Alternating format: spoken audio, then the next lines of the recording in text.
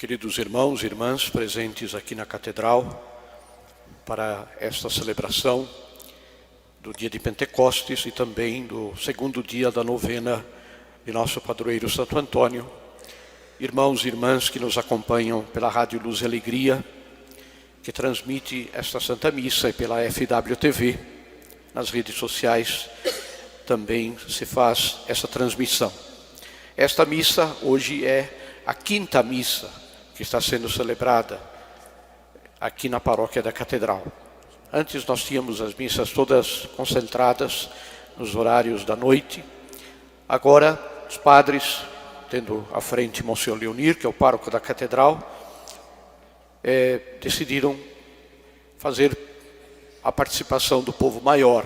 Certamente, quanto mais se oferece oportunidade, mais gente tem. As missas que aconteceram aqui, no dia de hoje, às 7h30 da manhã, às 9h, às 3 da tarde, não é isso, Monsenhor? E agora esta da noite, e também hoje, uma das missas da novena está sendo celebrada no bairro São Francisco de Paula. Todas elas sempre com muita afluência de gente, como nós estamos aqui hoje, tanta gente presente na Catedral. O tema da novena, deste dia da novena de Santo Antônio, é uma das características de Santo Antônio.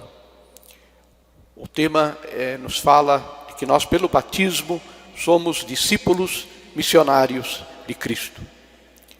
E não há melhor dia para tratar deste tema do que o dia de Pentecostes, o dia do Espírito Santo.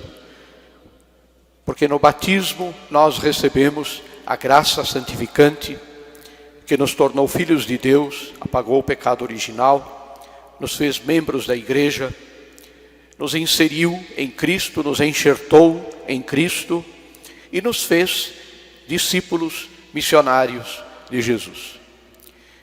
E pode nos servir como inspiração para sermos bons discípulos e bons missionários de Jesus, a vida de nosso padroeiro Santo Antônio. A hora de incensar a imagem, ela foi restaurada há pouco tempo, e me chamava muito a atenção a beleza desta imagem de Santo Antônio.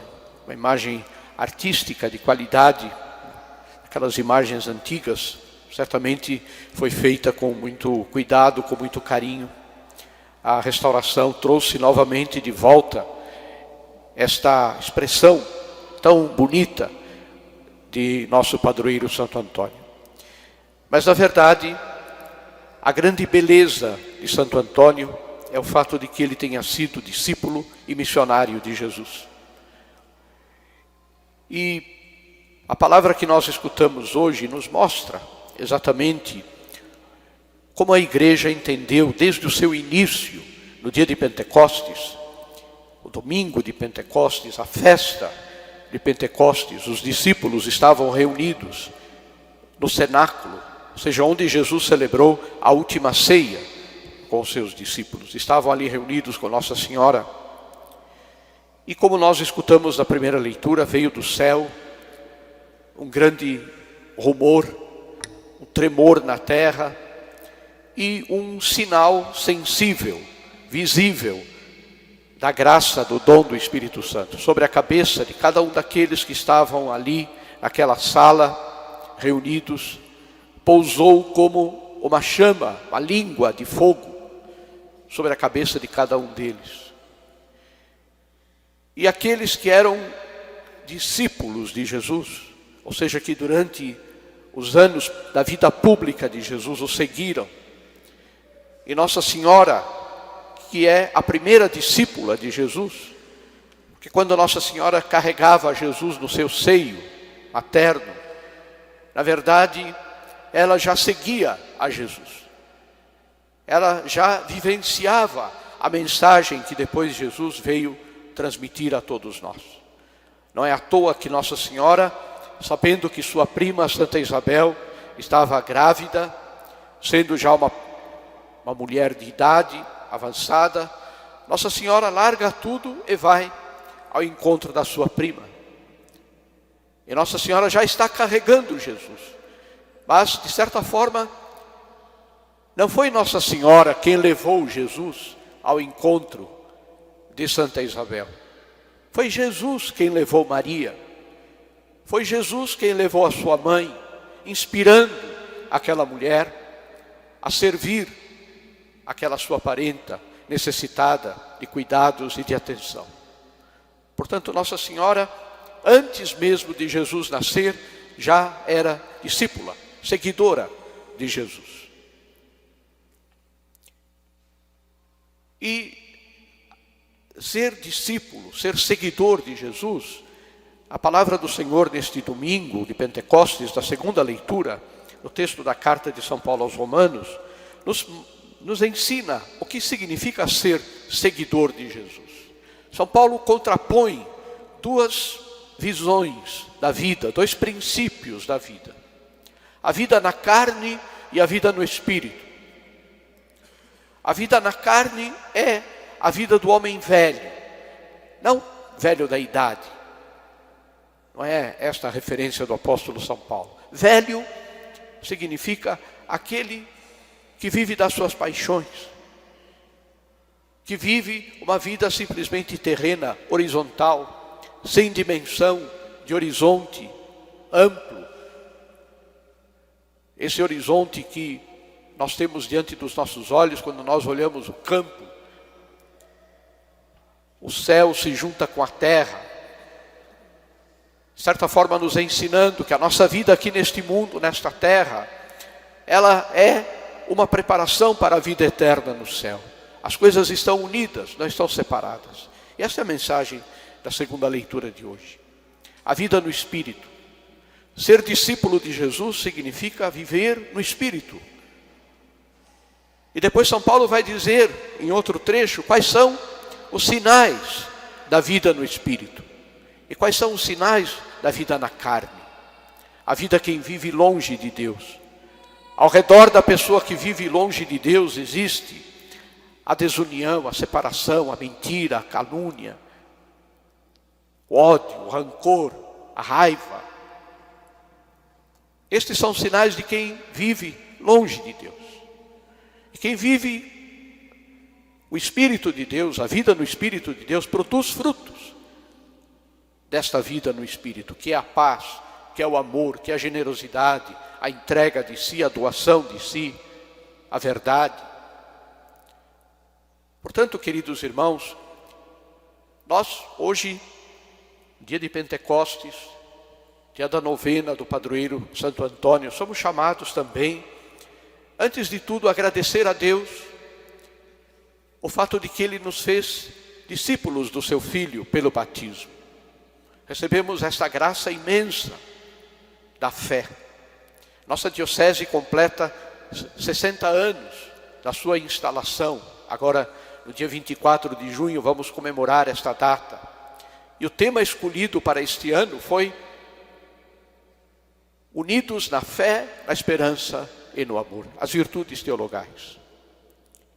E ser discípulo significa exatamente viver estas virtudes que nós recebemos assim como uma semente no batismo, fazer crescer em nós no dia a dia a semente da fé, a semente da esperança, a semente da caridade.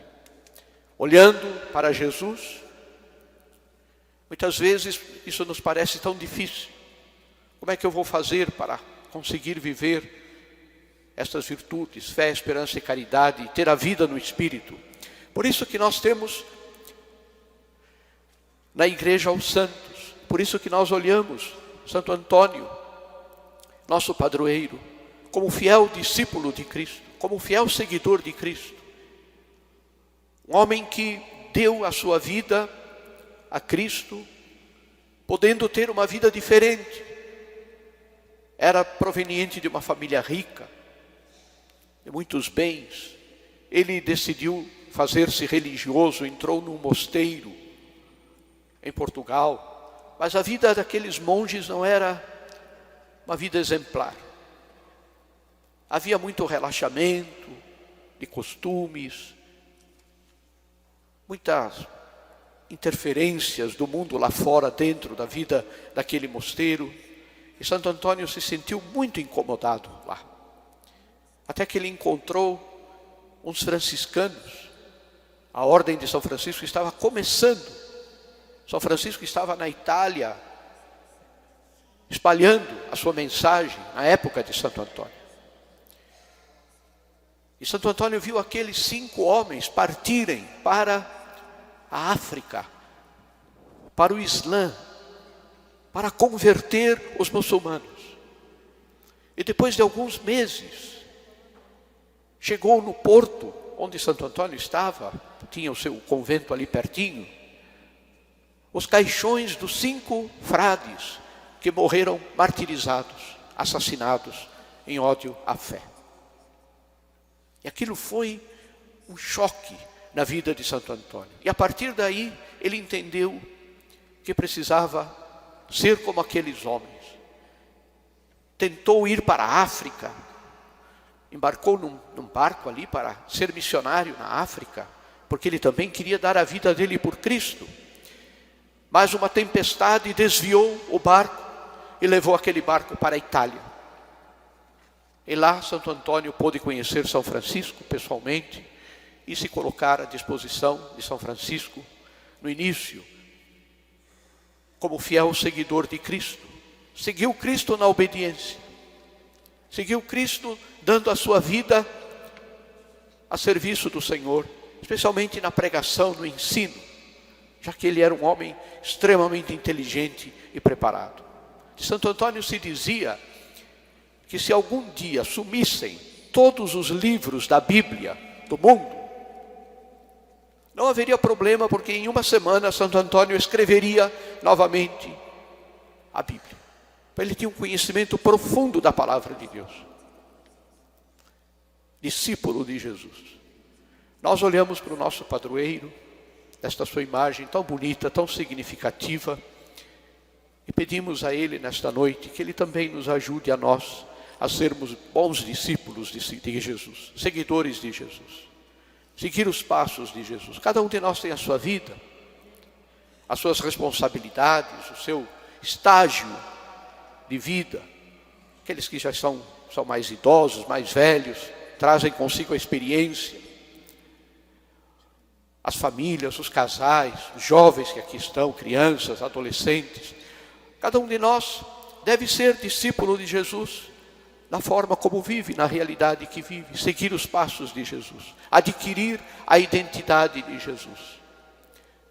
Tão bonita na imagem de Santo Antônio, tão bonito é o rosto de Santo Antônio, assim como é também o rosto de Jesus.